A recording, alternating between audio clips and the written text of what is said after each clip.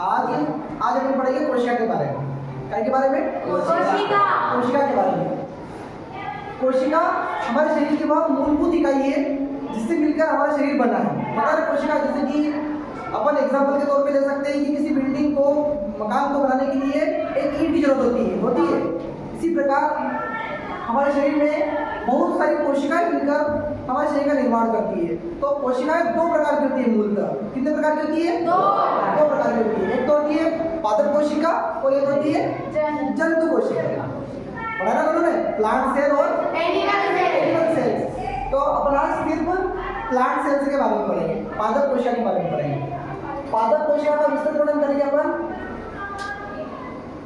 पादप कोशिका में कितने अलग अलग पार्ट्स होते हैं उनके बारे में अपन विस्तृत वर्णन करेंगे।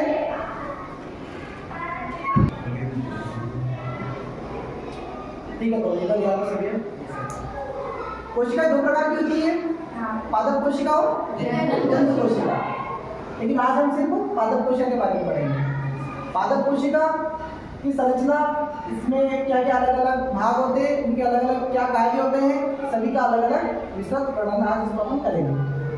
कोशिका की खोज सबसे पहले किसने की थी, ये आपको पता है सभी को? रॉबर्ट हुक ने। कब की थी? 1665। कोशिका की सामर्थ्य देखने में जब रॉबर्ट हुक ने खोज करी थी तो उसने देखा था कि कोशिकाओं की संरचना मधुमक्खी के छत्ते के समान देखी थी उसने। मतलब मधुमक्खी के छत्ते में जितने ड्रोट होते हैं, इस प्रकार हमारे शरीर में भी बहुत सारी कोशिकाएं, अनेकों कोशिकाएं मिलकर ही हमारे शरीर का निर्माण होता है। इसका मतलब है कि हमारा शरीर बहुकोशिकीय जीव है। कैसा जीव है? बहुकोशिकीय जीव है। मनुष्य जो होता है वो बहुकोशिकीय जीव होता है। और एक कोशिकीय जीव भी होते हैं, जैसे कि अमीबा, आपने पढ़े थे 2 4 जीवों के नाम, पैरामीशियम, ये सब एक कोशिकीय जीव है। लेकिन मानव शरीर बहुकोशिकीय जीव है। इस प्रकार प्लांट्स में भी, पौधों में भी कोशिकाएं होती है और उनके भी अलग अलग कार्य होते हैं। तो प्लांट्स कोशिका के बारे में पढ़ेंगे आज, पादप कोशिका के बारे में। इसमें देखिएगा आप सबसे पहले सबसे बाहरी जो भाग होता है उसको देखेंगे अपन, क्या बोलते हैं इसे? प्लेज्मा झिल्ली, आसपास की झिल्ली। प्लेज्मा झिल्ली क्या कार्य करती है? प्लेज्मा झिल्ली वो होती है जो इसको बाहरी वातावरण से इसके अंदर के वातावरण को दूर रखती है। इसके अंदर की क्रिया इसके अंदर ही होती है। बाहरी द्रव्य को या बाहरी पदार्थ को इसके अंदर या बाहर करने का कार्य ये प्लेज्मा झिल्ली करती है। हाँ, प्लेज्मा झिल्ली एक पोटेट एक झिल्ली की संरचना होती है। ये आप देख रहे हो लेयर टाइप, ये वाली। इसके बाद आप पढ़ेंगे ये बाह्य कोशिका है और कोशिका भित्ति। कोशिका भित्ति भी वो एक दीवार की जैसी होती है। कोशिका भित्ति जिसको पोटेट करके रखती है। समझ लो, इसके अंदर जो भी संगठक है, जो भी द्रव्य, जो भी इसके अंदर लिक्विड है, जो भी इसके अंदर रासायनिक संगठन है, उनको ये जो कोशिका भित्ति है अंदर के अंदर ही उसको स्टोर करके रखती है। इसके बाद आता है आपका गाल्गी उपकरण। गाल्गी उपकरण एक के ऊपर एक कुटिका जैसी संरचना जमी होती है, एक कुंडिका जैसी संरचना होती है। गोल्गी उपकरण क्या होती है? कुंडिका जैसी संरचना होती है। एक के ऊपर जम रही है, किस जम रही है? एक के ऊपर एक ऐसे गोल्गी उपकरण जमा होता है। इसके बाद आता है आपका हरित लवक, थाइलोफाइट प्रदर्शित करते हैं। ये हरित लवक क्या है? क्रोमोप्लास्ट है। क्या है? प्लेस्टिड। प्लेस्टिड मुख्यतः 2 प्रकार के होते हैं, तो क्रोमोप्लास्ट और एक और ल्यूकोप्लास्ट। ल्यूकोप्लास्ट, क्रोमोप्लास्ट और ल्यूकोप्लास्ट। क्रोमोप्लास्ट वह हरित लवक है जो कैसा होता है? रंगीन होता है और यह बहुत जरूरी होता है प्लांट्स के लिए। इसी कारण तो होता है पत्तियों का कलर हरा किस लिए होता है? जिसमें क्रोमोप्लास्ट होता है। क्रोमोप्लास्ट प्लांट्स में होता है, पौधों की पत्तियां हरी इसी लवक के कारण हरी पत्तियां होती हैं। ये लवक वही काम करता है। हरित लवक क्यों है? उसका नाम ही हरित लवक है क्योंकि इसके कारण जो होता है पौधे की पत्तियां हरी। और ये 2 प्रकार के होते हैं। देखो, रंगीन भी होते हैं और रंगहीन भी होते हैं। क्रोमोप्लास्ट रंगीन होता है और ल्यूकोप्लास्ट होता है वो रंगहीन होता है। इसके साथ इसमें और भी होते हैं, पीले कलर के भी, नारंगी कलर के भी, और 2-3 और भी होते हैं। फिर बात आती है आपकी केंद्रक की। केंद्रक इसके बीच में स्थित होता है। केंद्रक कहाँ होता है? कोशिका के अंदर एक केंद्रक होता है जिसका भी जो ये खुला हुआ दिख रहा है इसमें स्पष्ट आपको। सर इसके नाम से ही पता चल जाता है केंद्रक मतलब हाँ, केंद्रक मतलब बीच में। केंद्र मतलब केंद्रक मतलब केंद्र में ही रहेगा। केंद्र किसके यहाँ से होता है जिसके आसपास ये सारी चीजें हैं। राइबी उपकरण भी है। साथ में हम पढ़ेंगे फिर माइटोकॉन्ड्रिया। ये माइटोकॉन्ड्रिया। माइटोकॉन्ड्रिया में पता लगा आपको? माइटोकॉन्ड्रिया क्या होता है? माइटोकॉन्ड्रिया को कोशिका का पावर हाउस भी कहा गया है। मतलब कोशिका का ऊर्जा गृह।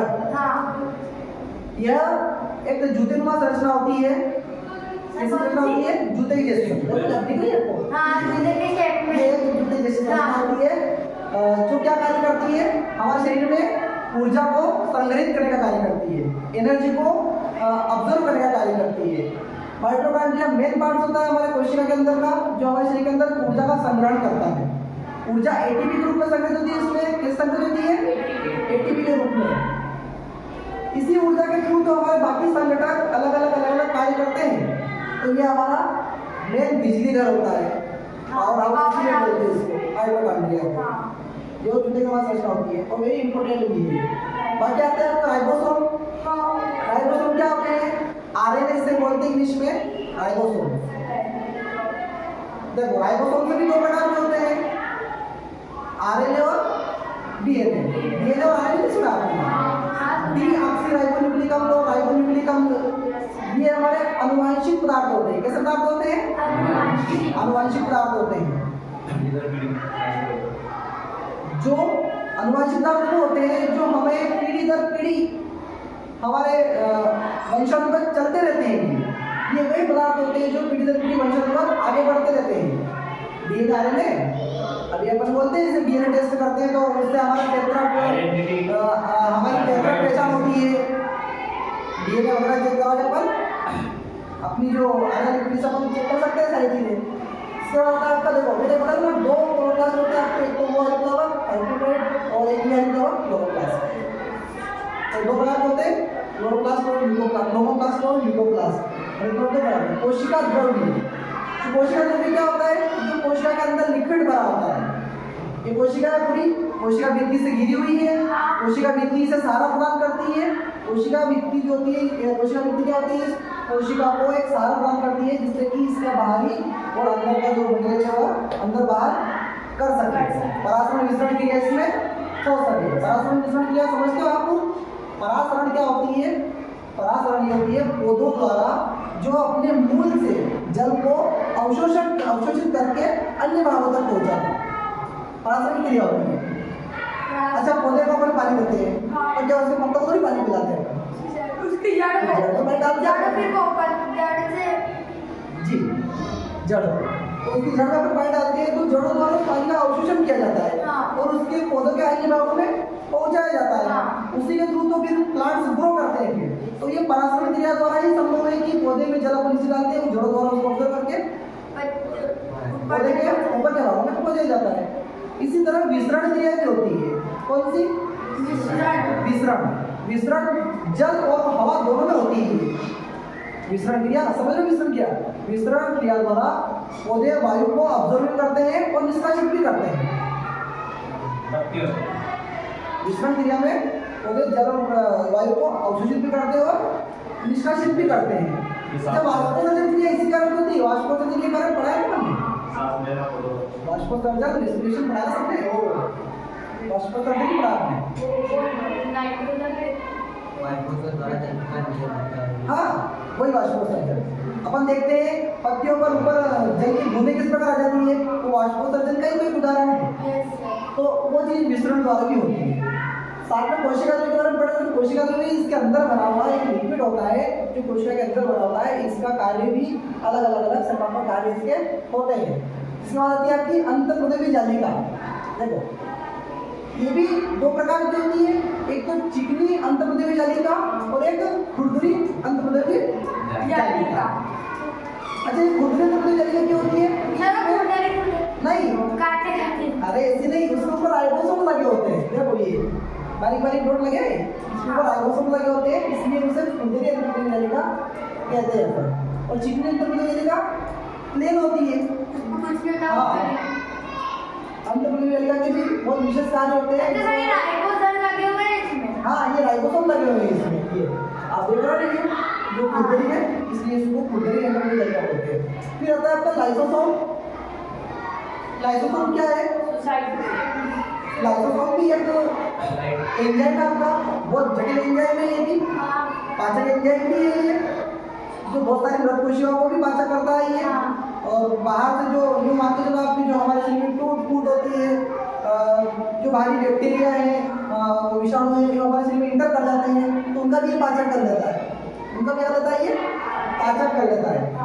याद है बहुत सारे फंगल बैक्टीरिया वायरस हमारे शरीर के अंदर इंटर कर जाते हैं, तो ये लाइसोसोम उनका भी पाचक कर लेता है।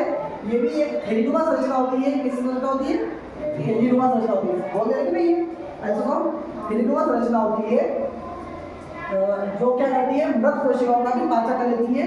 लेकिन जब ये फट जाती है तो इसलिए इसको अपन सुसाइड ब्रेक कहते हैं। क्या कहते हैं? सुसाइड ब्रेक, आत्मघाती थैली। लाइसोसोम के ये कार्य होते हैं। ठीक है, समझ में आया आपको आधा कोशिका के बारे में व्यवस्थित?